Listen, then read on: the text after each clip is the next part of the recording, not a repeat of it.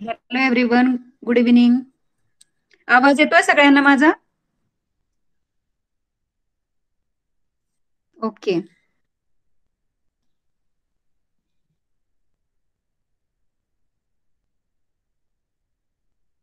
आता क्लासमधून मी लिव्ह झाले होते, तर प्रमिताची प्रेझेंटी दिसतीये मला.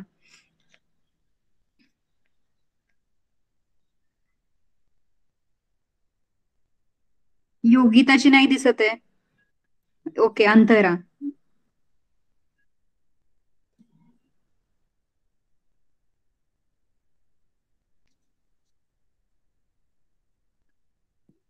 Can you see my screen?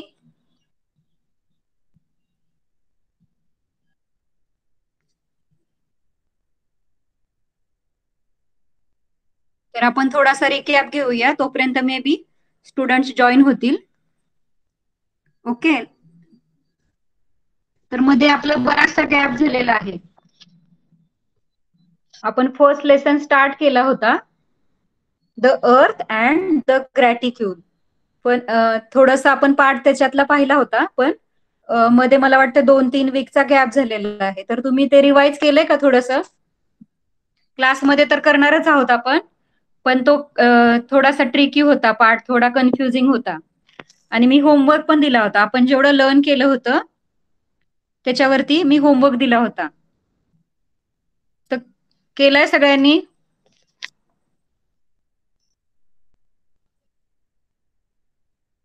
Okay, प्रमितानी केलेला आहे. ओके, सगळ्यांनी केला. Okay, very good.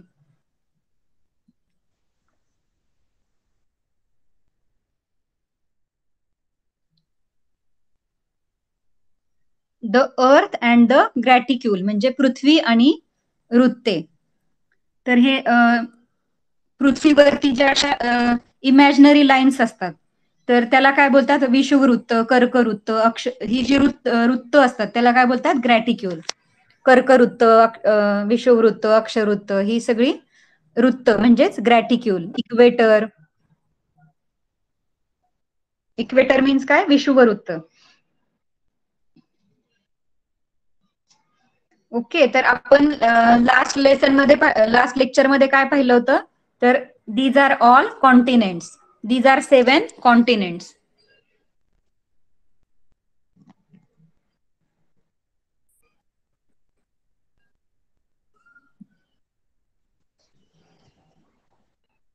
Which are these 7 continents?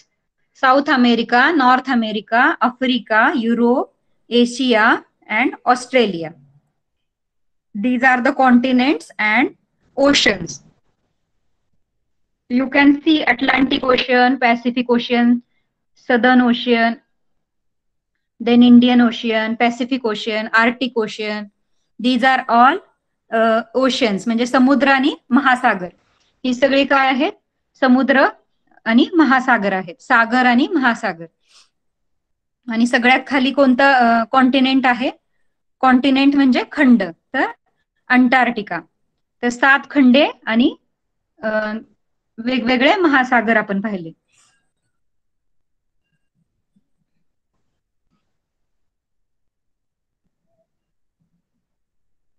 आवाज येतोय ना सगळ्यांना क्लिअर? परत एकदा सांगा मला.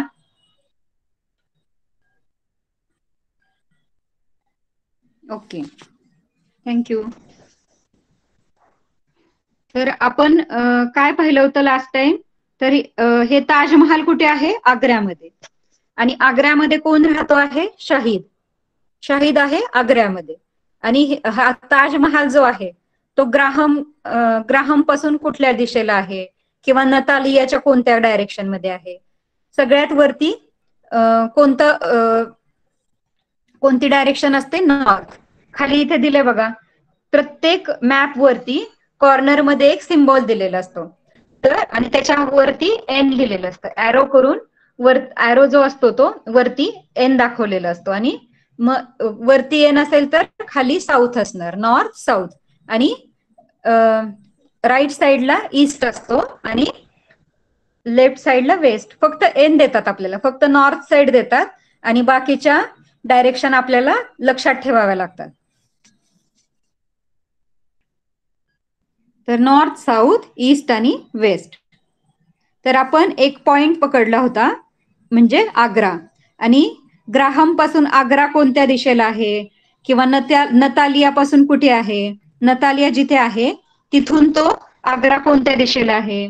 इकडे मीनाक्षी, किंबर्ली, कात्या, मिशिको आणि एनरिक या सगळ्यांपासून आग्रा कोणत्या कोणत्या दिशेला आहे. मी तुम्हाला एक डायग्राम पण दाखवली होती. दाखवली होती त्याच्यावरती सगळ्या डायरेक्शन आणि सब डायरेक्शन ज्या असतात, नॉर्थ ईस्ट म्हणजे आग्नेय, नैऋत्य, वायव्य, ईशान्य, हे असं आपण केलं होतं. खाली नॉर्थ आणि ईस्टच्या मध्ये ईशान्य असते, मग खाली कोणती असणार आहे, आग्नेय, नैऋत्य, वायव्य, आणि जी मिशिको आहे तिकडे कोणती असणार आहे, ईशान्य. तर हे आठवतंय का सगळ्यांना, का परत एकदा बघायचंय?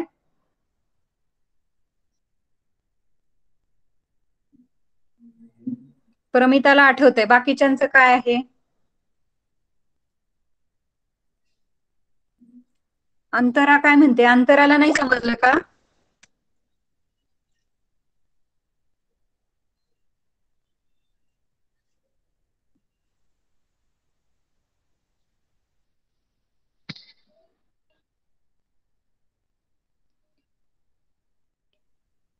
म्हणजे कात्याच्या वरती आहे आग्रा. कुठे आहे? कात्याच्या डोक्यावरती आहे, म्हणजेच तो नॉर्थ साइडला आहे. आग्रा कात्यापासून नॉर्थ साइडला आहे. आणि मीनाक्षीने जर उजवा हात वरती केला तर आग्रा त्या साइडला आहे, म्हणजे कोणत्या साइडला आहे, नॉर्थ वेस्ट साइडला, मीनाक्षीच्या नॉर्थ वेस्ट साइडला. तसंच ग्राहम जो आहे, ग्राहम पासून खाली आहे आग्रा, तर तो कोणत्या साइडला आहे, साऊथ ईस्ट. ग्राहम पासून साऊथ ईस्ट साइडला आहे. आपण लास्ट टाइम सगळ्या डायरेक्शन आणि ते सगळी डायग्राम पाहिली होती आणि त्याच्यावरून इझी गेलं होतं आपल्याला. आणि तेच क्वेश्चन मी तुम्हाला घरी सॉल्व्ह करायला दिले होते. ठीक आहे. तर हे Graham, Katya, Michiko, Natalia, Meenakshi, Shahid and Enrique have answer the above questions differently using directions and sub directions. म्हणजे ह्या प्रत्येकासाठी, हे जे सगळे स्टुडंट्स किंवा चिल्ड्रन्स आहेत त्या प्रत्येकासाठी डायरेक्शन, आग्र्याची डायरेक्शन वेगळी वेगळी आहे. त्यांच्यासाठी ताजमहाल प्रत्येकासाठी वेगळ्या डायरेक्शन मध्ये आहे. कुणाच्या नॉर्थ साइडला आहे, कुणाच्या ईस्टला आहे, कुणाच्या नॉर्थ ईस्टला आहे, किंवा कुणापासून वेस्ट साइडला आहे. तर प्रत्येकाची डायरेक्शन वेगळी आहे.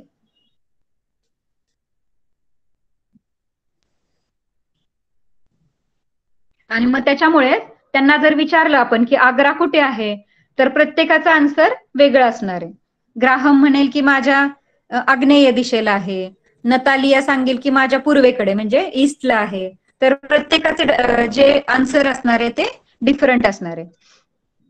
That is why it became necessary to find a new system to state precise location of any place on the earth.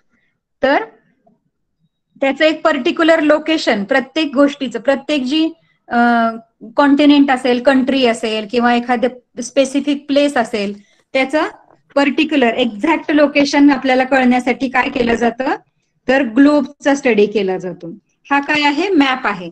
Map वरती काय होतं, एक्झॅक्ट आपल्याला लोकेशन कळत नाही, फक्त नॉर्थ, साऊथ किंवा असं आपण अंदाजे सांगू शकतो, पण एक्झॅक्ट लोकेशन आपल्याला कळत नाही. तर ग्लोब पाहिला असेल सगळ्यांनी, पृथ्वी गोल, एक प्लॅस्टिकचं मॉडेल असतं पृथ्वीचं, स्काय ब्ल्यू कलरचं असतं बघा. ग्लोब माहितीये सगळ्यांना, काहीसा अशा टाईपचा असतो, अशा टाईपचा असतो ग्लोब. तर हा जो, ह्याला काय बोलतात, पृथ्वी गोल किंवा ग्लोब. आणि त्याच्यावरती अशा उभ्या आडव्या लाईन्स असतात, त्याला बोलतात लॅटिट्यूड, वृत्त. तर ह्या अशा उभ्या आडव्या लाईन्स असतात त्याच्यावरती. आणि हे सगळे कॉन्टिनेंट्स बघा, ह्या अर्थ वरती आपली पृथ्वी जशी गोल आहे तसा सेम त्याची ती इमेज असते, पृथ्वीची इमेज असते.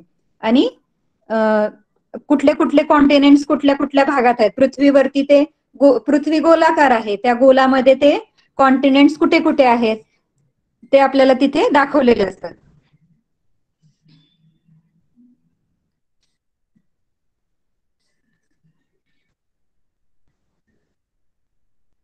तर ग्लोब म्हटलं की आपण असं इमॅजिन करायचंय, सर्कल इमॅजिन करायचंय, त्याच्यावरती उभ्या आणि आडव्या म्हणजे व्हर्टिकल अँड हॉरिझॉन्टल लाईन्स असतात ग्लोब वरती. Observe the globe in your school. Think about the following questions and then discuss them. There are some vertical and horizontal lines on the globe. Which are these lines more in number? What labels do these lines have? What similarities and differences do you see in the label? Will it be possible to actually draw such lines on the earth? म्हणजे काय, तर आपल्याला जो globe आहे, आता मी तुम्हाला दाखवला खालचा ग्लोब, तो ऑब्झर्व करायचा आहे आणि त्याच्यावरती हे ज्या हॉरिझॉन्टल व्हर्टिकल लाईन्स दिलेल्या आहेत त्या आपण ऑब्झर्व करायच्या आहेत. आणि आपल्याला पाहायचंय की हॉरिझॉन्टल लाईन जास्त आहेत की व्हर्टिकल लाईन जास्त आहेत. ऍक्च्युअली आता आपल्या इमेजमध्ये आपल्याला कळणार नाही त्या लाईन्स काउंट करणं, पण ऍक्च्युअल ग्लोब असतो तेव्हा आपल्याला ते समजलं असतं. तर हा डिफरन्स काय आहे हे पण फाइंड आउट करायचं आपल्याला. आणि ऍक्च्युअली ह्या लाईन्स असतात का ग्लोब वरती असतात, पण आपली पृथ्वी आहे, आपण जी आजूबाजू आपण पृथ्वीवरती राहतो, आपल्याला अशा लाईन्स दिसतात का, आपल्या गोल उभ्या आडव्या अशा लाईन्स आहेत, असं काही आपल्याला इमेज दिसते का आपल्या पृथ्वीची? फक्त ती ग्लोब मध्येच असते. पण ह्या उभ्या आडव्या लाईन ज्या असतात त्याला लॅटिट्यूड्स म्हणतात. आणि ते लॅटिट्यूड कशासाठी बनवले त्याचा आपल्याला स्टडी करायचा. ह्या तिन्ही क्वेश्चनचे आन्सर आपल्याला स्टेप बाय स्टेप आता समजून घ्यायचे. Okay, understood? समजतं का सगळ्यांना?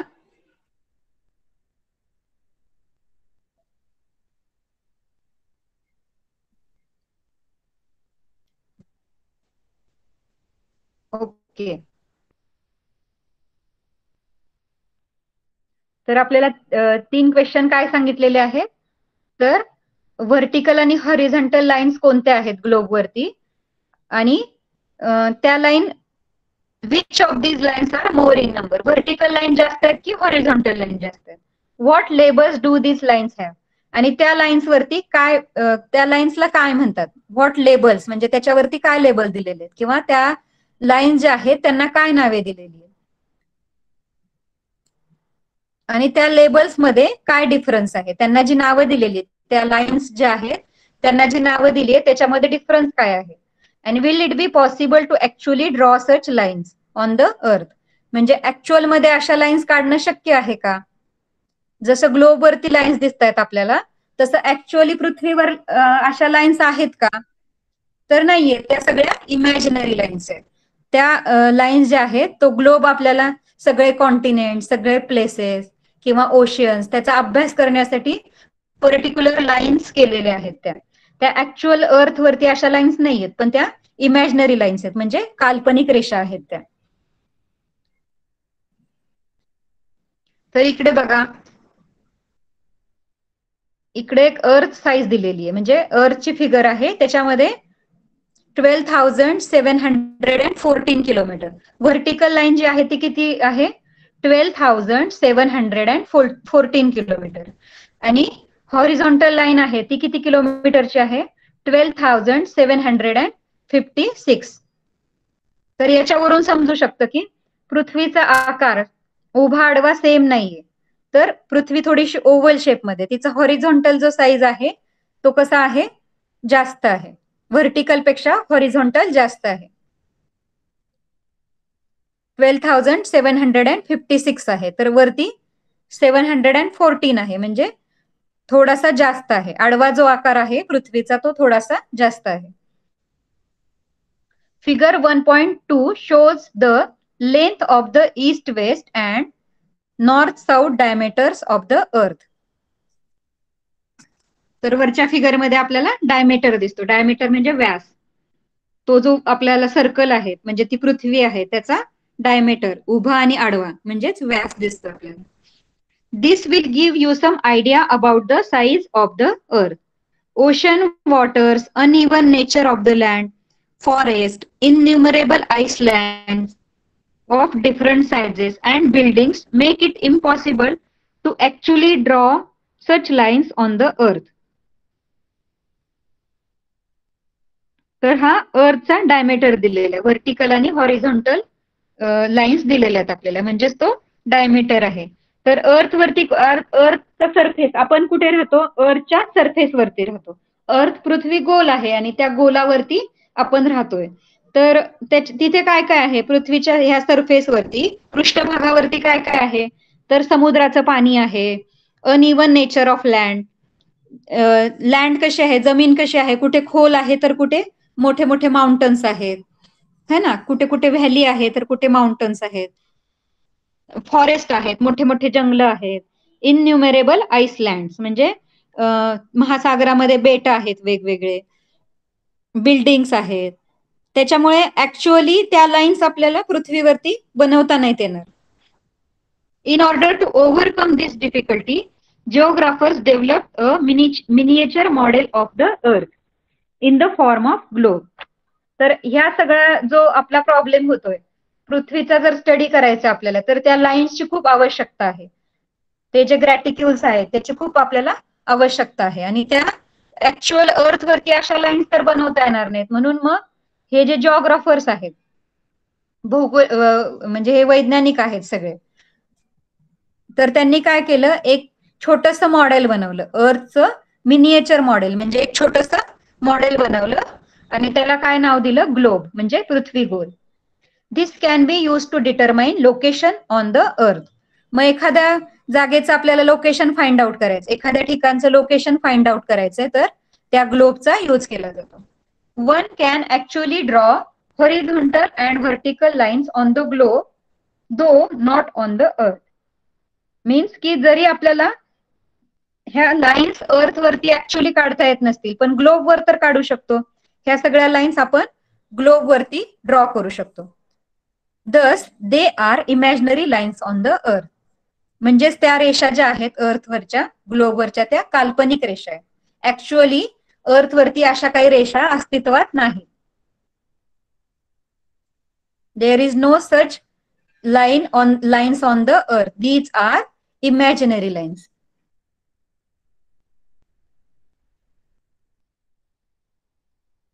अंडरस्टूड?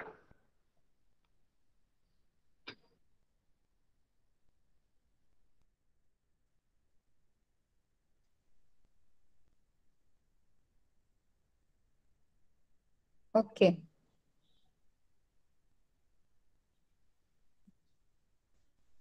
अंतरा,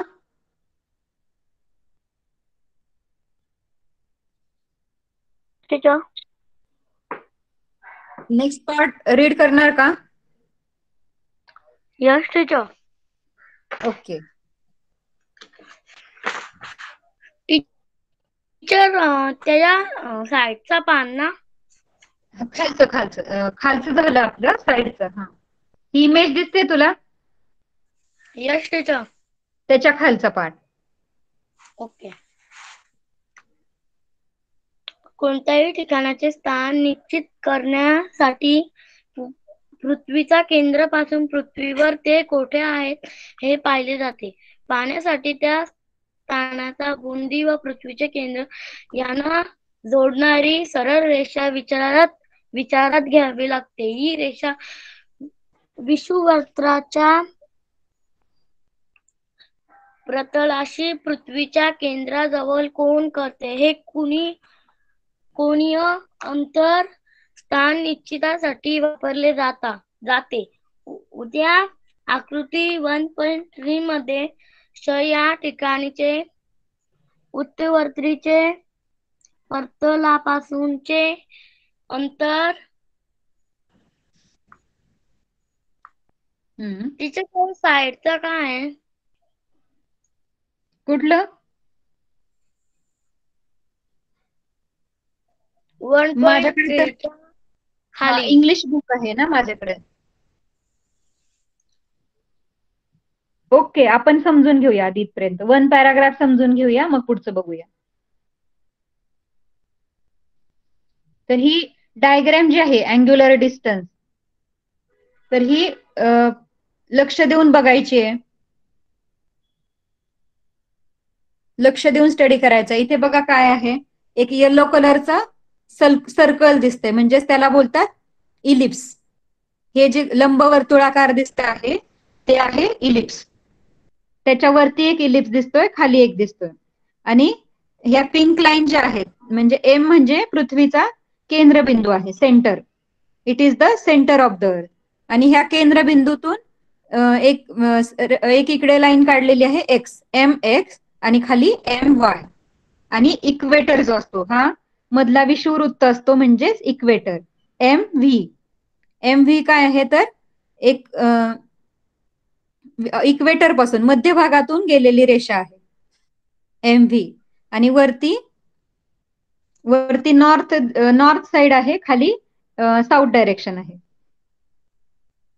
आणि हा एक्स जो आहे, एक्स पासून परत एक लंबवर्तुळाकार हे जे काढलेलं आहे इलिप्स, ते किती आहे 30 डिग्री नॉर्थ.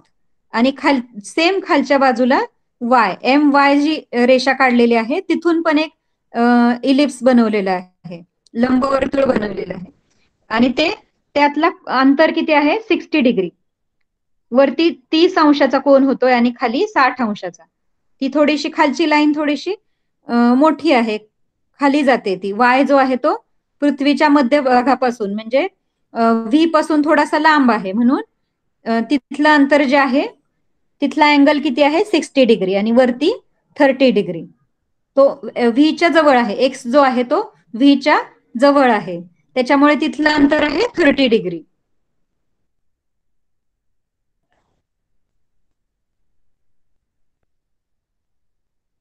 आपण अशी उभी धरूया, डायग्राम पण दिसेल तुम्हाला आणि आपल्याला खाली रीड पण करायचंय.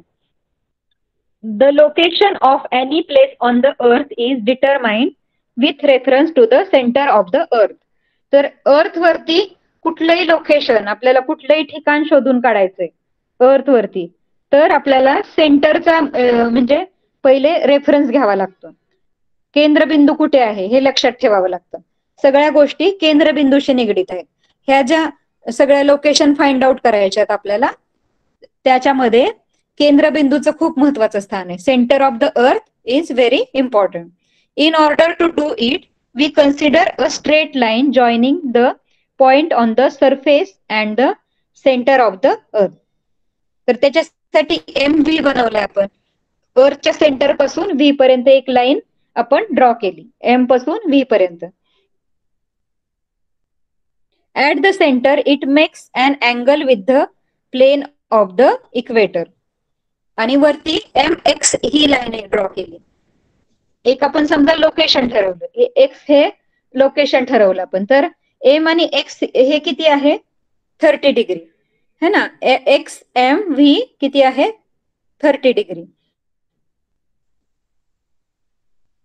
The measure of this angle is used in determining the location. आणि मग हा जो अँगल आहे 30 डिग्री, त्याच्यावरून आपल्याला अर्थच्या कुठल्या लोकेशन वरती हे आहेत, कुठलं ठिकाण आहे ते आपण फाइंड आउट करू शकतो. For example in figure 1.3 the measure of angle X M V is 30 degree. That is its angular distance from the equator is 30 degree. म्हणजे त्याचं अँग्युलर डिस्टन्स जे आहे ह्याचं एक्स एम व्ही, ह्याचं जे अँग्युलर डिस्टन्स आहे ते किती आहे अर्थ इक्वेटर पासून म्हणजे विषुववृत्तापासून 30 डिग्री आहे, म्हणजे 30 डिग्री आहे.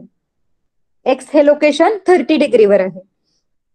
Look at the figure and tell the angular distance of Y from the equator. तर मग मला वायचं सांगा, इक्वेटर पासून वायचं जे डिस्टन्स आहे ते किती डिग्री आहे. कोनीय अंतर, कोनीय अंतर म्हणतो ना आपण त्याला. तर किती अंशाचा कोन केलेला आहे पृथ्वीच्या सेंटर पासून वाय पर्यंत. नाही 90 डिग्री कसं काय. X M sorry V M Y बघा तुम्ही, व्ही एम वाय किती आहे 60 डिग्री आहे ना. तिथे दिलंय आपल्याला अंतर. किती अंशाचा कोन केला आहे 60 अंशाचा, म्हणजे 60 डिग्रीचा कोन केलेला आहे.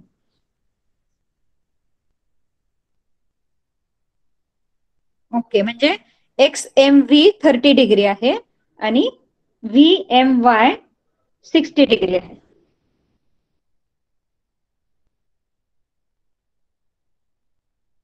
तर हा अर्थचा जो म्हणजे बाजूचा जो परिघ आहे सर्कम्फरन्स, म्हणजे हा जो परिघ आहे त्याच्यावरती कुठलं पण लोकेशन आपल्याला फाइंड आउट करायचं, तिथला कुठल्याही बिंदूवरचं, तर ते कोणीही अंतर मोजलं जातं, म्हणजे अँग्युलर डिस्टन्स.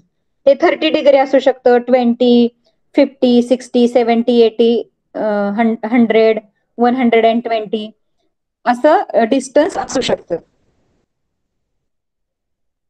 सेंटर पासून ते अंतर मोजलं जातं. लक्षात येत आहे?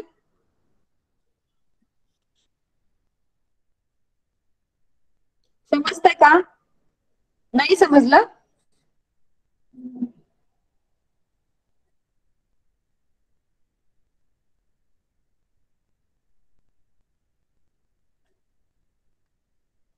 अर्थचा जो सेंटर आहे त्यांनी काय केलेलं आहे आपल्याला, इकडे बघा, लक्ष द्या. सॉरी. तर एक मिनिट, मी काय केलंय, हे स्क्रीनशॉट ठेवलेला आहे, इमेज ठेवलेली आहे, त्याच्यावरती मी समजून सांगते तुम्हाला. तर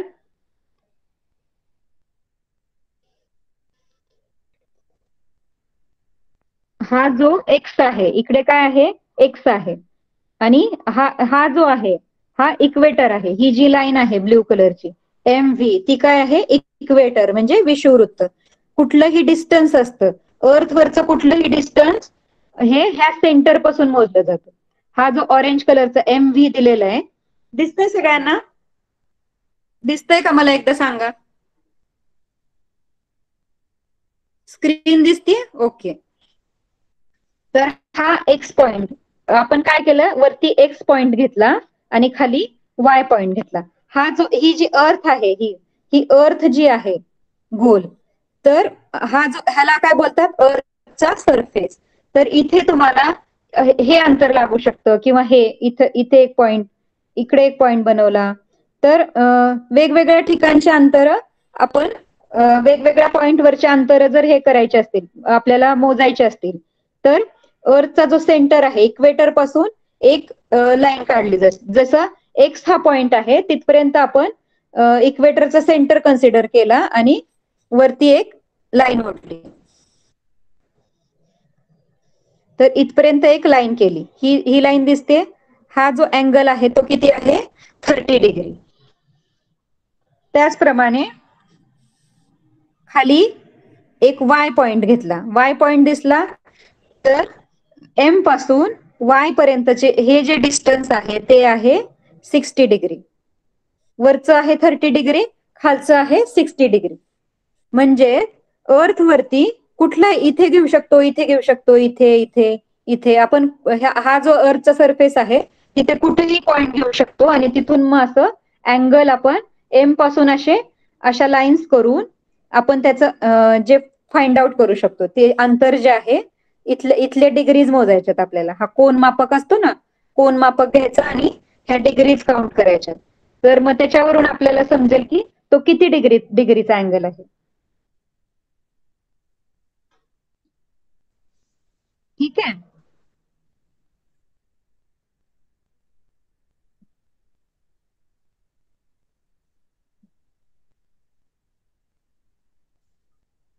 थोडस लक्षात येतंय का? आलं आलं लक्षात सगळ्यांच्या? अर्थचं सरफेस कुठे आहे आणि आपल्याला कुठे कुठे केंद्रबिंदू पासून म्हणजे सेंटर पासून कुठले कुठले डिस्टन्स फाइंड आउट करायचे. ओके.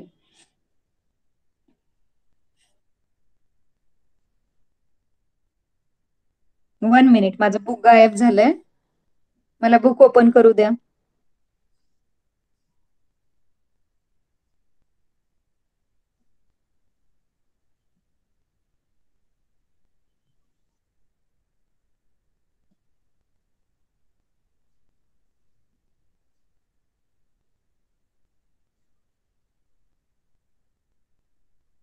ओके, बुक दिसतंय सगळ्यांना?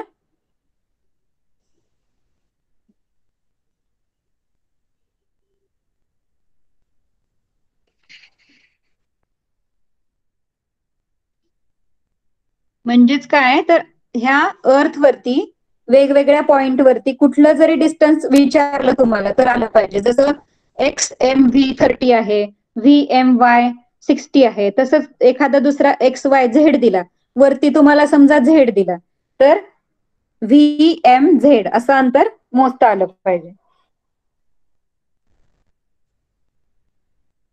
Figure 1.3 shows another plane. It passes through X. It is parallel to the plane of the equator.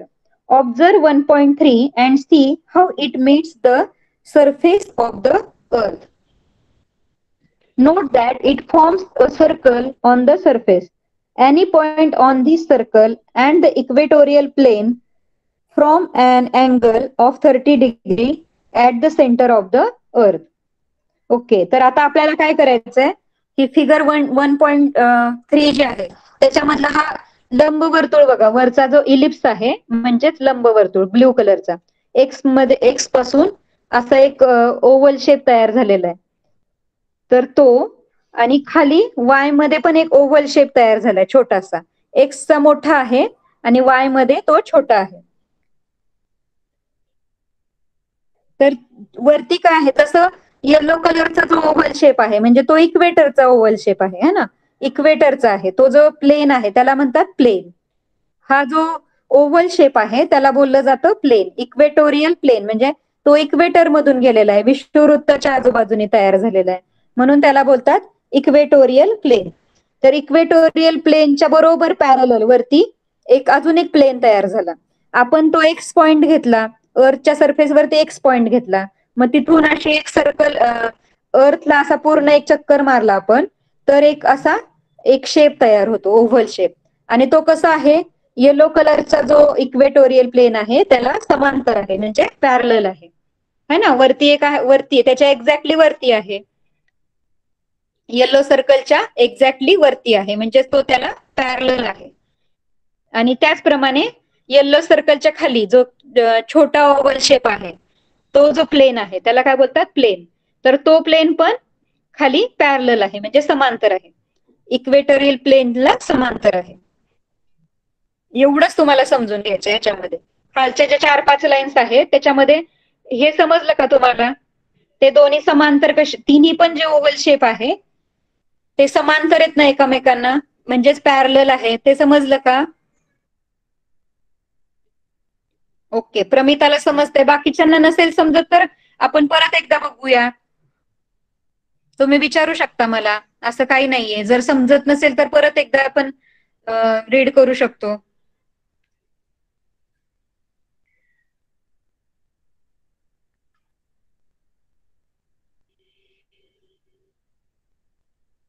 Okay, yes मीन समजलंय, असंच धरून आम्ही.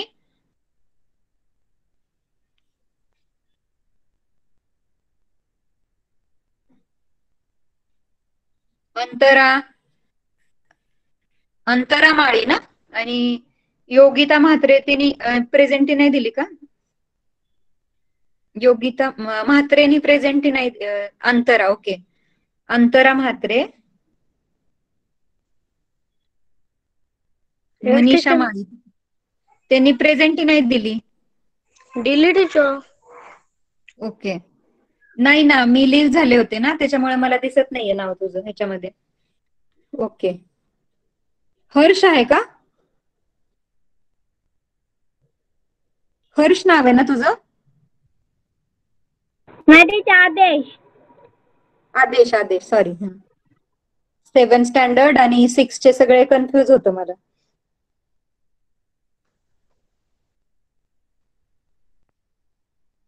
ओके, आदेश, अंतरा आणि Pramita.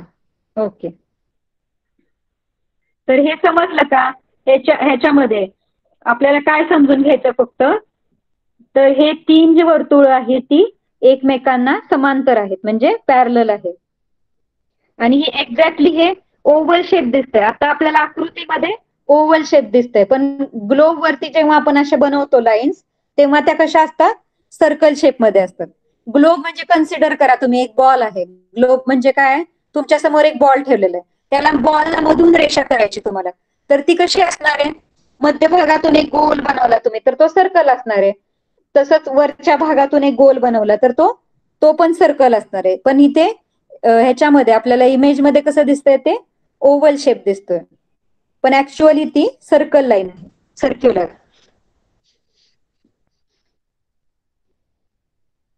Use figure 1.4 for the following. आता खाली एक 1.4 फिगर आहे बघा, याच्यामध्ये काय आहे, एक प्लेन फिगर दिलेली आहे आणि त्याच्यावरती आपल्याला हे जे क्वेश्चन दिले तर ते ड्रॉ करायचे, सगळे अँग्युलर डिस्टन्सेस वगैरे ड्रॉ करायचे. तर त्याच्यामध्ये काय आहे, मध्ये सेंटरला एक्स आहे, इकडे आहे V1 आणि V2, म्हणजेच हे काय आहे, इक्वेटर. मधली जी समांतर सॉरी सेंट्रल लाईन असते त्याला बोलतात इक्वेटर, विषुववृत्त. आणि त्या इक्वेटरच्या गोल असे आजूबाजूनी जो ओव्हल शेप आहे त्याला म्हणतात इक्वेटोरियल प्लेन. त्यांनी एक प्लेन बनवलंय त्याच्या आजूबाजूनी, आणि वरती आहे नॉर्थ, खाली आहे साऊथ.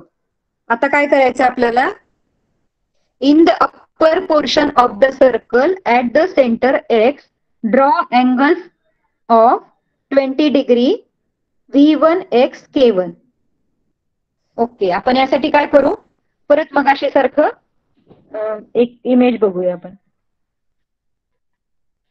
ठीक आहे, तर ही इमेज आहे.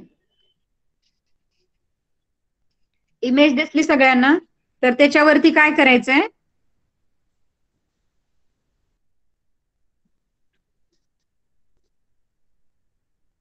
तर अप्पर पोर्शन म्हणजे वरचा जो पार्ट आहे सर्कलचा, वरचा पार्ट, त्याच्यामध्ये काय करायचंय, एक्स हा सेंटर घ्यायचाय. एक्स म्हणजे काय आहे, सेंटर. आणि इकडची पुढची लाईन लक्ष देऊन ऐका तुम्ही, पुढचं जे सेंटेन्स आहे खूप इम्पॉर्टंट आहे. Draw angles of 20 degree V1 x K1. म्हणजे इकडे जो V1 आहे, V1 x आणि एक पुढे एक पॉइंट घ्यायचा वरच्या सरफेस वरती K1, आणि V2x K2, V2x आणि K2 असे, K1 आणि K2 असे दोन पॉइंट बनवायचे. आणि ते अँगल्स किती असले पाहिजे, 20 degree. Draw and ellipse joining K1 and K2. आणि K1 आणि K2 ला जॉईन करणार, मग अशी कसं आपण वरती ओव्हल शेप होता, ब्ल्यू कलरच्या छोट्या छोट्या डॉट्स होत्या, तशी लाईन बनवायची. तर आपण इथे करूया.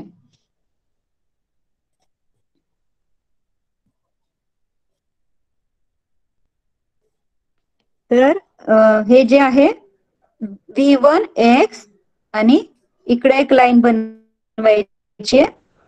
थोडीशी लाईन बोटाने व्यवस्थित नाही बनवता येते, त्यामुळे समजून घ्या तुम्ही.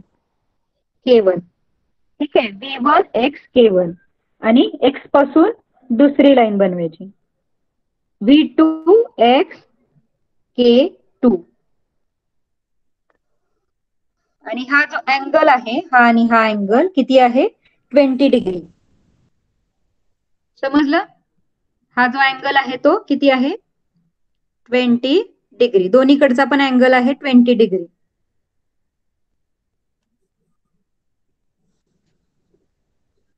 अंडरस्टूड.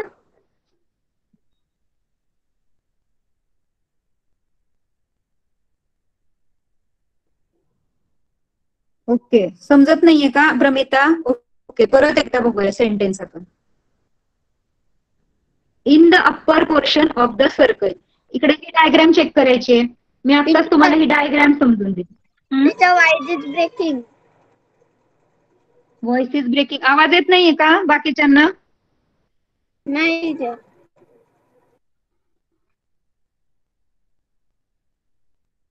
Not clear. नेटवर्क तर आहे माझ्याकडे. ओके, मी लिव्ह करून परत जॉईन करते. क्लिअर ना, क्लिअर आहे आवाज. आदेश तू जरा लिव्ह करून जॉईन कर परत.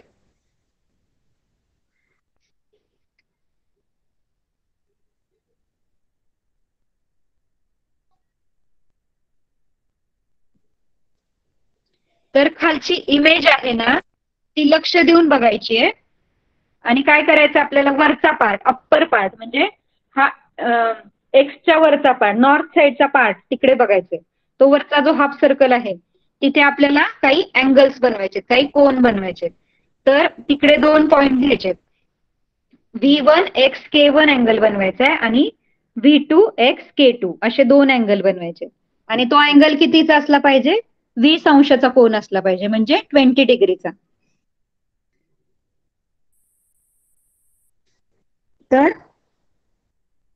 आपण वाटलं तर परत इरेज करूया हे सगळं. तर हा जो आहे, इकडून आपल्याला इकडे एक पॉइंट घ्यायचा आहे आणि इकडे एक पॉइंट घ्यायचा आहे. ठीक आहे. हा काय आहे? K1 आणि हा आहे K2, असे 2 पॉइंट बनवायचे. आणि तिथून K1 पासून ही लाईन इकडे एक्स ला जॉईन करायची आहे आणि K2 पासूनची जाणारी लाईन एक्स ला जॉईन करायची. कारण मग अशीच आपण लास्ट पॅराग्राफ मध्ये पाहिलं की सगळे जे अँग्युलर डिस्टन्स आहेत ते सेंटर पासून कन्सिडर करतात, केंद्रबिंदू पासून ते अंतर मोजलं जातं. तर हे K1 आणि K2. आणि मग हा जो अँगल आहे तो किती असणार आहे? 20 डिग्री. हा जो अँगल आहे तो 20 डिग्री असणार आहे. 20 डिग्री. असं काय होतंय?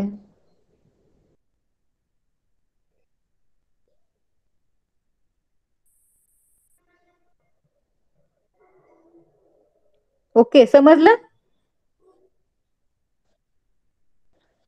K1 आणि K2 असे 2 पॉइंट बनवायचे आणि तिथून लाईन्स करायच्यात. आणि किती डिग्री असल्या पाहिजेत त्या लाईन्स? म्हणजे तुम्ही कोन मापक जर ठेवलं, त्या V1 V2 ह्या लाईनवर कोन मापक ठेवलं, तुम्ही कोन मापकाचा यूज शिकले का? कोन मापकाचा यूज करायला शिकले तुम्ही? प्रोट्रॅक्टर यूज केलंय का? तर त्याच्यावरती बघा सगळे अँगल्स दिलेले असतात. त्याच्यावरती अँगल्स असतात. ते मॅथ्स मध्ये शिकाल तुम्ही हळूहळू. मग तिथून 20 डिग्रीचं जर नसेल शिकला तर ते कोन मापक सेंटर पासून एक अशी हॉरिझॉन्टल लाईन असते, त्याच्यावरती ते कोन मापकाची जी हॉरिझॉन्टल लाईन असते ती ठेवायची असते. आणि नंतर मग 10, 20, 30, 40 असे 180 डिग्री पर्यंत अँगल असतात. असं हाफ सर्कल मध्ये असतं ते कोन मापक, हाफ सर्कल असतं.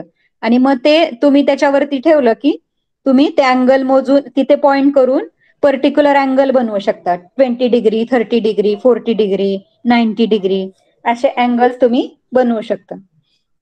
प्रमिता तर सांगतेय 5th मध्ये शिकलाय तुम्ही म्हणून.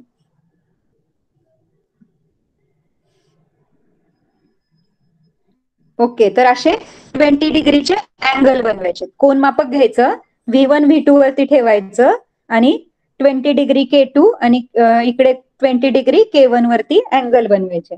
आणि काय करायचं, हा जो आहे K1 K2 मग अशी कसा वरती इलिप्स बनवला होता तसा ओव्हल शेप इथून असा बनवायचा. आता मला तो येत नाही एक्झॅक्टली ओव्हल, पण असा एक ओव्हल शेप बनवायचा. जसा ह्या डायग्राम मध्ये होता, एक्स आणि एन ओव्हल शेप होता वरती, तसाच आता आपण त्यांनी आपल्याला K1 K2 जॉईन करायला सांगितलेत, म्हणजेच ओव्हल शेप बनवायला सांगितलं. तर बघा आता K1 K2 आणि खाली V1 V2 हे 2 जे प्लेन आहेत, म्हणजे जे ओव्हल शेप आहेत ते कसे आहेत? एकमेकांना पॅरलल है ना. ते कसे आहेत? पॅरलल आहेत ना, एकमेकांना समांतर आहेत. अंडरस्टूड? समजली का डायग्राम?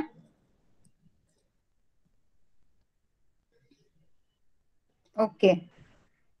तुम्हाला हे परत रीड पण करावं लागणार आहे. असं फक्त क्लासमध्ये एक्सप्लेन करतोय आपण, पण क्लास झाल्यावर नीट समजून घ्यायचंय, लक्ष देऊन रीड करायचंय. एवढं हार्ड नाहीये ते समजायला.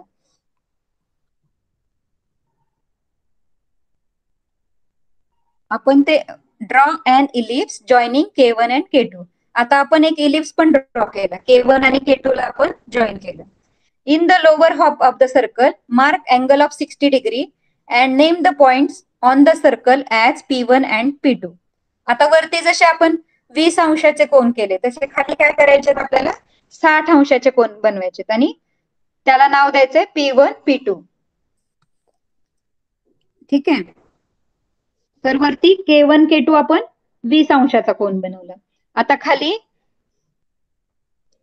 V1 V2 पासून उलट धरायचं. कोन मापक काय करायचं, उलट पकडायचं आणि खाली 60 डिग्री एक कोन बनवायचा. तर तो 60 डिग्रीचा पॉइंट कुठे येईल, साधारण इथे येईल.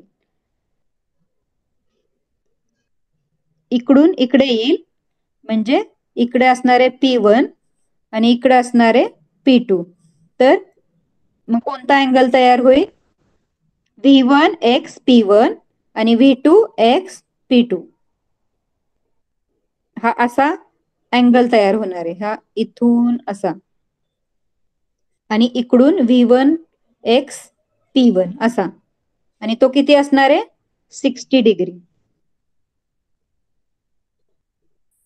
म्हणजे हे दोन P1 P2 परत आपल्याला जसं वरती आपण K1 K2 जॉईन केले होते तसे हे P1 P2 जॉईन करायचे आपल्याला. परत आपल्याला एक ओव्हल मिळेल छोटासा. तर मग अशीची जी डायग्राम होती तशी सेम डायग्राम तयार झाली ना. वरती ओव्हल शेप, मधला एक ओव्हल, म्हणजे हे प्लेन बोलतात किंवा इलिप्स बोलतात ह्याला. आणि खाली एक छोटासा परत इलिप्स तयार झालेला आहे. म्हणजे हे सगळे कसे आहेत, एकमेकांना समांतर. ही जी प्रतलं आहेत ती एकमेकांना समांतर आहेत, पॅरलल आहेत. Draw an ellipse joining P1 and P2. Are the distances between K1 K2 and P1 P2 same? Compare the distances xk1 and xp2. Are these distances the same or they are different? Now compare the ellipse you have drawn. Which is the larger ellipse and why? तर ही जी distance आहेत K1 K2 P1 P2 हे same आहेत का? हे बघा, आपण आता K1 K2 पाहिलं, हे वरचं इलिप्स पाहिलं आणि खाली P1 P2. तर हे डिस्टन्स सेम आहेत का अर्थच्या सेंटर पासून? तर नाही. ते इलिप्स एक मोठं आहे आणि एक छोटं बनलेलं आहे. ते जे प्रतल आहे ते एक मोठं बनलेलं आहे, एक छोटं बनलेलं आहे. मीन्स ती डिस्टन्सेस सेम नाहीयेत. आणि हे XK1 आणि XP1 हे सेम आहेत का डिस्टन्सेस? तर येस, ते डिस्टन्सेस सेम आहेत. XK1 बघा, XK1 आणि XP1 जे आहे ते सेम आहे. त्या ज्या लाईन्स आहेत त्यांचे डिस्टन्सेस सेम आहेत.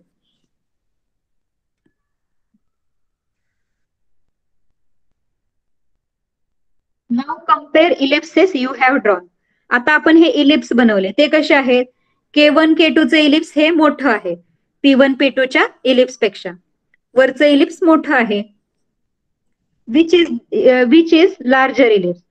तर कोणतं इलिप्स लार्जर आहे, तर K1 K2 है ना. K1 K2 चे इलिप्स लार्जर आहे. आणि का बरं, व्हाय? बिकॉज हे अँग्युलर डिस्टन्स जेवढं वाढत जातं तेवढं इलिप्स हे छोटं होत जातं, है ना. इकडे 60 डिग्री आहे, अँगल जेव्हा 60 डिग्री झाला तेव्हा ते इलिप्स छोटं झालं. आणि जेव्हा 20 डिग्री होतं अर्थच्या सरफेस पासून, जेव्हा हे अंतर 20 अंशाचं होतं तेव्हा तो जो प्रतल आहे तो मोठा बनला आणि खालचा छोटा झाला. कारण म्हणजे अर्थच्या केंद्रबिंदूपासून जसं जसं लांब लांब जातो आपण तसं ते इलिप्स छोटं होत जातं. आणि जसं जितकं जवळ जवळ येऊ तसं ते जे प्रतल आहे ते मोठं होत जातं. समजलं?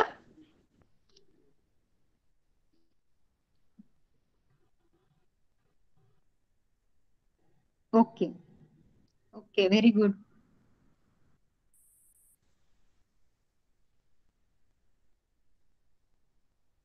तर ह्या अशा डिस्टन्सेस घेऊन पूर्ण अर्थ वरती अशा छोट्या छोट्या लाईन्स बनवल्या जातात. आता आपण काय केलं, फक्त K1 K2 आणि P1 P2 पाहिलं. तसंच ह्या अर्थ वरती अशा लंबवर्तुळाकार ओव्हल शेप अशा लाईन्स बनवल्या जातात. म्हणजे ऍक्च्युअली त्या वरून पाहिल्या तर त्या सर्कल दिसतात आणि बाजूनी पाहिल्या तर त्या आपल्याला प्रतल आहे असं वाटतं. म्हणजे ते इलिप्स वाटतं आपल्याला, लंबवर्तुळ वाटतं.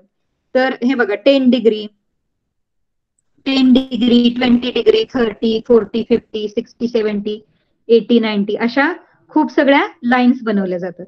आणि त्या अर्थच्या सेंटर पासून, अर्थचा सेंटर कन्सिडर केला जातो आणि त्याच्यावरती अशा ग्लोब वरती लाईन्स बनवल्या जातात आडव्या. आता आपण आडव्या लाईनचं शिकतोय, हॉरिझॉन्टल लाईनचं शिकतोय, म्हणून इथे आडव्या रेषा बनवलेल्या आहेत सगळ्या. आता आपण 2 लाईन्स बनवायला शिकलो, K1 K2 पाहिलं आपण, P1 P2 पाहिलं. तसंच मग हे प्रत्येक 10 अंशाचा कोन घेतला, नंतर 20, 30 असं करत करत अशा लाईन्स बनवल्या जातात. 90 डिग्री पर्यंत त्या लाईन्स जातात, जसं 90 अंशाच्या कोनापर्यंत अशा गोल गोल गोल आडव्या लाईन्स बनवल्या जातात.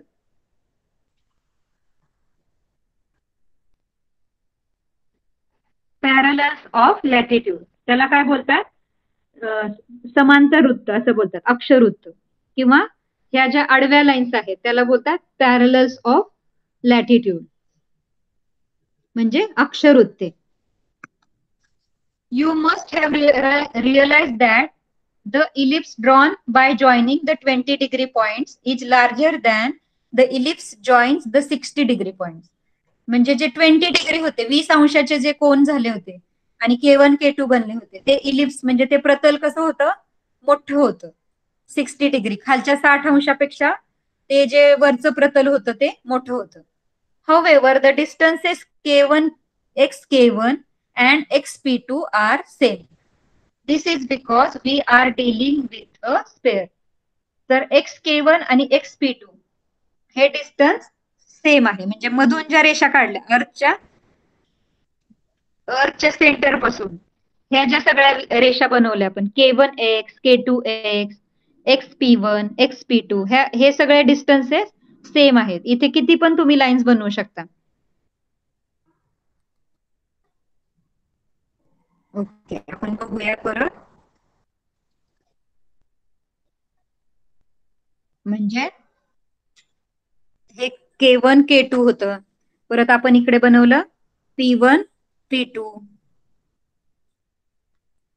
तर ह्या ज्या लाईन्स आहेत त्या सगळ्या सेम आहेत, सेम डिस्टन्स आहे. ह्यांची लांबी सेम आहे. इथून इकडे एखादा पॉइंट घेतला, अरे काय होतंय, इकडे एखादा पॉइंट घेतला,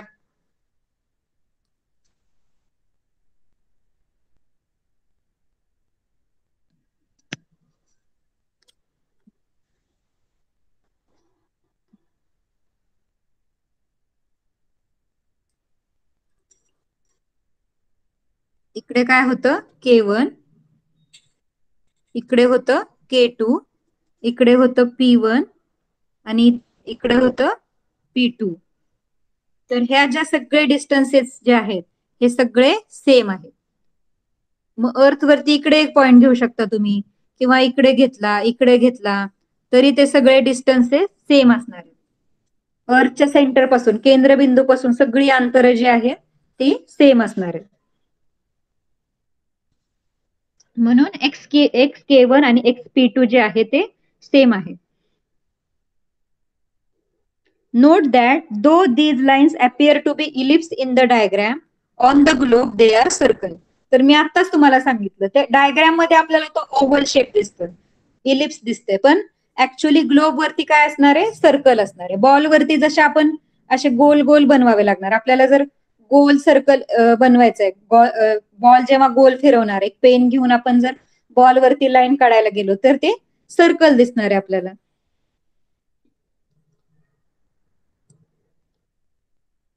The circles thus created at some angular distance from the center of the earth are parallel to one another.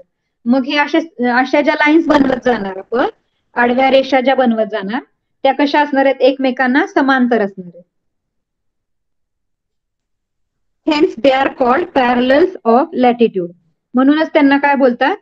त्या समांतर रेषा आहेत म्हणून त्याला बोलतात अक्षवृत्ते, पॅरलल्स ऑफ दीज लॅटिट्यूड, म्हणजेच अक्षरवृत्त. मराठीमध्ये अक्षरवृत्त बोलतात, इंग्लिशमध्ये पॅरलल्स ऑफ लॅटिट्यूड, कारण त्या पॅरलल आहेत, एकमेकांना समांतर आहेत. The values of parallels are angular measures expressed in degrees. आणि ह्या पॅरललची व्हॅल्यू काय असते, म्हणजे ते कसं काउंट केलं जातं? तर त्याचं जे अँग्युलर डिस्टन्स आहे, हे जे आपण पृथ्वीच्या मध्यभागापासून हे 10 डिग्री, 20 डिग्री, 30 डिग्री हे जे डिस्टन्स आहे, अंतर आहे, कोनीय अंतर आहे, त्याच्यावरून ते डिस्टन्स डिसाइड केलं जातं. डिग्रीज मध्ये मेजर केलं जातं.